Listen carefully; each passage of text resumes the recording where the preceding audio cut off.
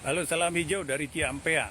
Saya ajak Anda kali ini untuk live mengikuti saya bagaimana membantu tim di lapangan di kebun ini melakukan penyerbukan bunga melon ya. Jadi seperti yang Anda lihat di depan Anda, ini saya balik kamera dulu ya.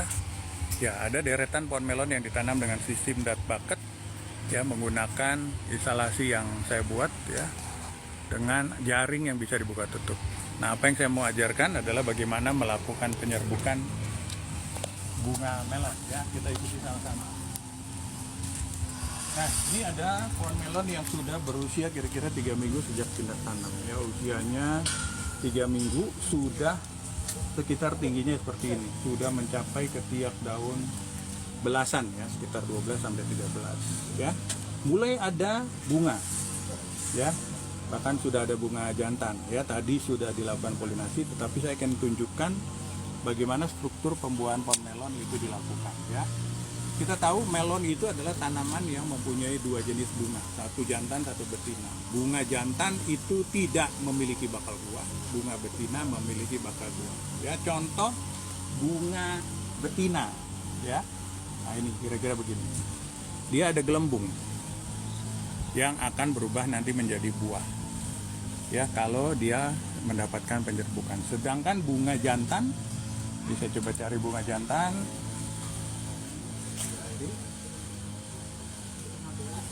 Ini bunga jantan ya, dia tidak ada gelembungnya ya, bandingkan tadi dengan yang bunga betina. Oh, ini dia yang gelembungnya. Nah, ini bunga jantan tidak ada gelembung, bunga betina ada gelembungnya ya.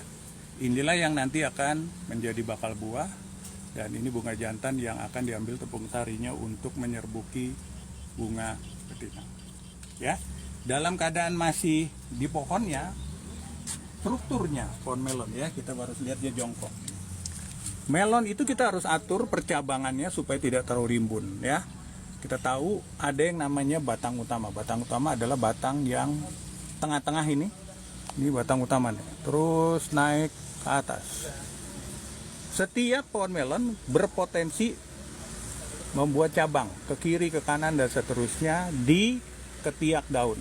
Ini contohnya, ini ketiak daun pertama. Muncul cabang, saya potong. Supaya apa? Supaya batang utama pertumbuhannya tidak terganggu. Jadi tidak ada dualisme. Cukup pelihara satu batang utama saja untuk mendapatkan hasil melon premium. Ketiak daun kedua, ada cabang, sudah dipotong. Ini dia. Ketiak daun ketiga, ada cabang, juga sudah dipotong. Ini. Keempat, ya, ada cabang, juga sudah dipotong. Kelima, nah, ini saya tidak potong lagi. Ini cabang yang atau disebut tunas air muncul di ketiak daun kelima. Disinilah tunas air akan membawa bunga betina. Nah, inilah bunga betina yang masih di pohon. Ya, ini dia. Ada gelembungnya, berarti bunga betina yang nanti akan berubah menjadi buah. Ya. Kenapa saya tidak memotong yang kelima? Karena dianggap ya 5 itu sudah cukup posisi yang dewasa lah ya untuk bisa berbuah di sini. Kalau terlalu bawah biasanya buahnya kurang bagus karena tanaman masih terlalu muda ya, belum siap untuk berbuah. Dipaksakan berbuah, hasilnya nanti kurang bagus. Nah, orang biasa melakukan pembuahan di ketiak daun sekitar 5 atau 6 sampai sekitar 11. Jadi di daerah ini ya, area ideal pembuahan. Nomor 5, nomor 6, 7, 8, 9, 10, 11. Nah, kira-kira di sini. Lihatlah, dalam keadaan normal pohon melon itu hampir di setiap daun, setiap ketiak daun ya, ini kelima, muncul cabang membawa bunga betina. Ya, ini nomor 5. Nomor 6 ke sana. Ketiak daun ke-6, muncul cabang membawa bunga betina. Ini mekarnya besok nih kayaknya. Tuh. Ya. Mekarnya besok. Mungkin kita lihat dari atas. Nah, ini. Ini nomor 6. Ketiak daun ke-7 ini. Sudah ada bakal bunga betina juga, mungkin 2 hari lagi mekar. Ke-8 juga ada, mungkin 3 hari lagi. Ke-9 dan seterusnya. Nah, nanti area pembuahan kita batasin di sini aja nih, antara 5 sampai 11. Ya. Setelah setiap bunga betina dikawinkan, dipolinasi, kita akan pelihara agar bunga betina itu berubah menjadi bakal buah. Dan dari semua bakal buah antara 5 sampai 11 itulah kita akan pilih satu saja bakal buah yang bagus ya untuk dipelihara sampai panen. Sedangkan kandidat buah lainnya kalau sudah ada pilihan yang terbaik, yang lainnya harus dibuang karena dia kalah seleksi. Ya, kira-kira gitu. Seperti yang tadi saya sudah bilang, bunga betina dan bunga jantan dari pohon melon ini dia harus dibantu polinasinya. Kita tahu karena dia dua jenis bunga ini tidak bisa mandiri ya. Kalau di alam bebas kondisinya terbuka, penyerbukan atau polinasi biasanya dibantu oleh faktor alam. Dalam hal ini serangga ya, biasanya paling sering membantu penyerbukan pohon melon itu adalah lebah ya. Jadi lebah itu biasanya nyari nektar atau nyari madu. Hingga di bunga jantan, di kaki lebah biasanya ada bulu-bulu halus ya. Waktu dia mengisap nektar atau madu, bulu halus itu menyentuh tepung sari dari bunga jantan, nempel di bulu-bulunya. Pindah dia ke bunga betina, tepung sarinya ke bawah, jatuh di putiknya dari bunga betina. Ya, dengan demikian tanpa dia sadari, dia telah membantu penyerbukan dari bunga melon. Ya, simbiose mutualisme.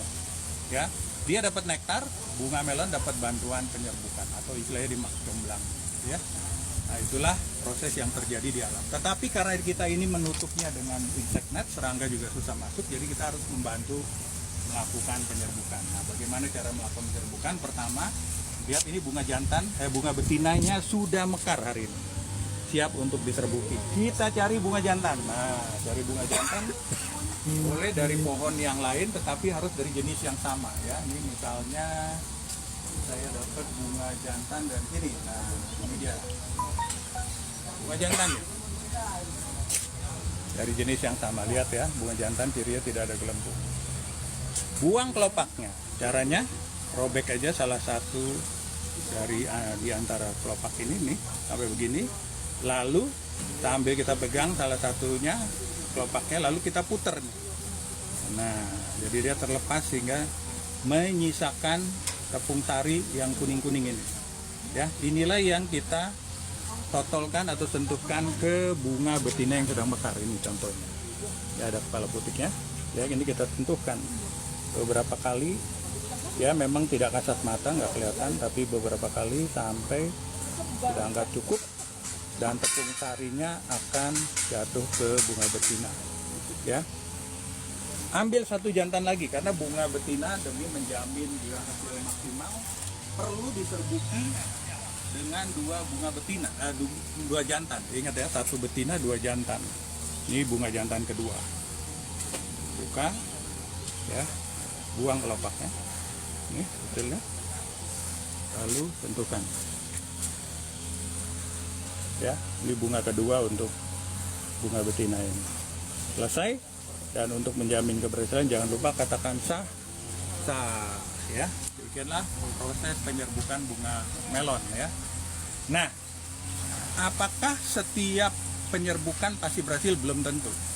Ya, walaupun kalau kita melakukan dengan benar ya sekitar 80-90% biasanya bakal buah itu jadi buah melon yang akan membesar sampai panen. Tetapi kalau kita mau menghasilkan hasil panen yang premium, setiap pohon ini perlu kita seleksi buahnya. Jadi kita pilih dari beberapa kandidat yang nanti terus kita serbuki satu saja yang terbaik dan berada di posisi sekitar 5 sampai 11.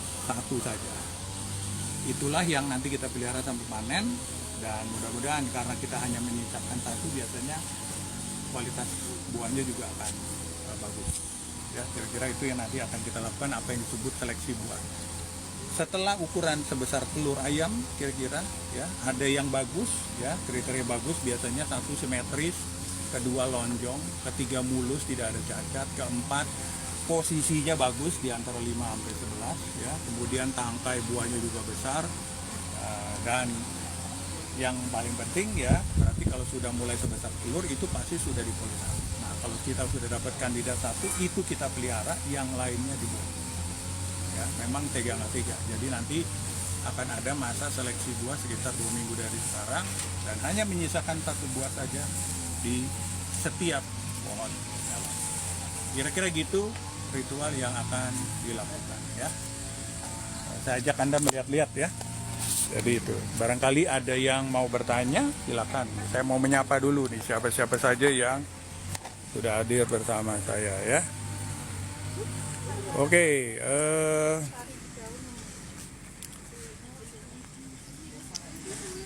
ya ada Leo, terima kasih, dan BGG ya.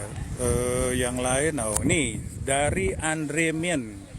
Kalau di greenhouse di cabang 3 sama seperti di tanah apa bisa Pak? Cabang 2-3. Ya saran saya 2-3 jangan ya, 5 ke atas sampai 11 yang ideal. Kalau 2-3 tuh masih terlalu kecil pohonnya.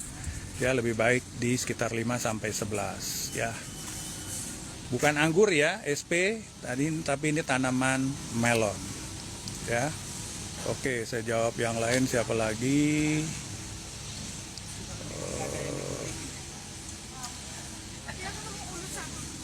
Media melon. Kalau di sistem dat bucket ini medianya adalah clay ball atau yang disebut clay ball, itu adalah bola-bola yang terbuat dari tanah lempung. Ini dia Pak. Ya, orang juga sering menyebutnya sebagai hidroton, walaupun hidroton itu brand ya, merek dari clay ball, salah satu clay ball terbaik buatan Jerman ya. Ini dia. Clay ball, nama benernya clay ball. Bola-bola diameter kira-kira 1 sampai 1,5 cm, terbuat dari tanah lempung. Ya, itu media untuk sistem dat bucket. Anda juga bisa menanam melon dengan sistem tetes, memakai polybag dengan media tanam kokopit saja atau kokopit campur sekam bakar. Oke, semoga menjawab. Ciri-ciri bunga jantan yang kaya apa? Bunga jantannya kayak apa? Tadi sudah dijelaskan ya. Bunga jantan tidak ada gelembung di tangkai bunganya. Berapa HST? Ini 3 minggu, 21 ya, 21 hari. Pupuknya apa? Pakai nunginung ya, pakai AB mix ya. AB mix itu adalah nutrisi untuk tanaman hidroponik. Ya. Nah, ini penampilan dari jauh ya. Jadi greenhouse-nya saya juga menanam melon ya, untuk hidroponik melon nih. Timun. Sebelahnya ada timun. Ini timun yang sudah mulai belajar berbuah. Nah, ini ya. Kalau timun nggak usah dikawin, bakal buahnya udah banyak tuh. Ya. Kira-kira itu ya. Pupuknya apa sudah dijawab ya. Terima kasih semua sekali lagi yang sudah bergabung. Jadi ini memang proses penyerbukan pohon melon yang sudah berusia kira-kira 31 hari. Dan jangan lupa ya, Anda perlu melakukan perapian pohon melon ya. Pucuk-pucuknya nih, saya udah punya tali ajar dibuat dari senar, sengaja tidak nampak supaya yang dominan dari tanamannya. Jadi kalau pucuk melon sudah doyong seperti ini ya, Anda bisa melakukan perapian dengan cara melilitkan mengikuti arah dari tali ajar ini. Kayak gitu. Ya. Ini juga. Nah, dengan demikian nanti pucuk melon akan bagus ya, rapi, lurus ke atas, tidak doyong-doyong. Ini beberapa pohon melon yang juga sudah diserbuki ya. Banyak nih bakal bunga betina nih ya, ini. Jadi dalam beberapa hari ke depan tim di lapangan ini pasti akan sibuk untuk melakukan bantuan polinasi. Ini makan udah mekar nih kemarin. Ini mekar hari ini ya, banyak sekali. Ini juga ya, kira-kira itu yang saya bisa berikan. Ini juga ada mekar, tadi sudah dipolinasi nih, bakal bunga jantan atau bakal buah tuh. Kayak gitu. Timun berapa lama berbuah ya dari sari? Ini juga, ini baru 3 minggu nih pindah tanamnya bareng sama melon. 3 minggu sejak pindah tanam sudah mulai berbuah. Ya, panen perdana biasanya di minggu keempat. Gitu. Nggak pakai tanah, nunginung, betul. Hidroponik tidak pakai tanah ya. Dalam hal ini untuk dat bucket itu pakai clay ball atau hidroton. Ya, ini dia nih, medianya. Itu. Timun boros air ya? Enggak juga sih ya, normal-normal saja ya. Karena ini sistemnya sirkulasi, jadi air nggak ada yang kebuang ya. Jadi dia bisa cukup hemat lah airnya. Ya, nunginung tadi di awal sudah saya jelaskan, bunga melon emang harus dibantu penyerbukannya kalau Anda menanam di dalam greenhouse ya. Kalau di udara terbuka, ya biasanya serangga yang akan membantu penyerbukan. Tapi kalau dalam greenhouse kita harus bantu. Ya, nih lihat nih, bunga betina sudah dikawinkan, bunga betina juga nih. Tuh, banyak, dalam satu hari aja ada belasan bunga betina yang kita harus kawinkan, dan itu perlu dilakukan setiap hari sampai sekitar 10 hari ke depan. Ya, kira-kira itu. Pertanyaan lain? Iya. Belum ada ya? Oke, apa lagi? Bunga jantan, ciri-ciri tadi sudah dijelaskan, ya. Tidak ada gelembungnya. Mana nih bunga jantannya? Nah, ini yang masih di pohon bunga jantannya nih. Tuh, ya. Tidak ada gelembung di sini. Nah, bandingkan dengan bunga betina. Bunga betina di tangkainya ada gelembungnya nih, bunga betina. Nah, ini nih. Ini bunga betina. Tuh, ada gelembungnya. Ya. Lihat nih, ada gelembung yang akan berubah jadi buah. Jantan tidak ada ginian. Ya. Anda bisa lihat YouTube saya, ya, dan lain-lain ya, untuk memperlihatkan itu. Tadi semoga menjawab. Berapa ST sudah dijawab, ini 3 minggu. Pupuknya juga sudah timbun berapa lama, berbuah sudah dijawab. Ya, dikawinkan. Ya, terima kasih juga kembali Rio. Kawinkannya, ya, jadi saya ulangin ya, kalau ada mau lihat nih, sekali lagi ada yang baru berjoin nih, ya, cara mengawinkan bunga melon. Jadi boleh saya peragakan sekali lagi. Cari bunga jantan dulu. Bunga jantan misalnya, bunga jantannya di sini nih, ada bunga jantan. Ya, dipetik bunga jantan, ini celah ciri bunga jantan, lihat batangnya kurus, tidak ada gelembung. Ya. Dari bunga betinanya yang lagi mekar ini, bunga betina tuh ada gelembungnya. Ya, cara mengawininnya, lihat bunga betinanya, saya buka kelopaknya, robek aja salah satunya nih seperti ini. Ya, tuh, lalu puter. Nah, sampai tepung sarinya kelihatan. Ya, lalu sentuhkan ke tengah-tengah bunga betina, oleskan beberapa kali. Jangan lupa katakan sa, ya. Dan untuk meningkatkan keberhasilan hasil, biasanya satu bunga betina dipolinasi dengan 2 bunga jantan. Ya, Anda boleh cari bunga jantan tadi untuk melakukan polinasi. Kira-kira gitu ya, yang terlambat bergabung bagaimana melakukan polinasi menyerbukan bunga melon. Ya, terima kasih kembali ya. Oke, sementara saya pikir itu yang bisa saya bagikan hari ini tentang bagaimana proses mengawinkan bunga melon ya, mengawinkan bunga melon yang saya lakukan di kebun klien saya di Ciampea, Kabupaten Bogor. Ya, saya akhiri dulu. Saya Roni dari Smart Hydroponic melaporkan dari Ciampea, Kabupaten Bogor tentang bagaimana cara mengawinkan bunga melon. Ya, rekaman live kali ini akan saya download dan akan saya share kemudian di YouTube, Instagram, dan juga pastinya di TikTok. Salam hijau, be smart, be happy.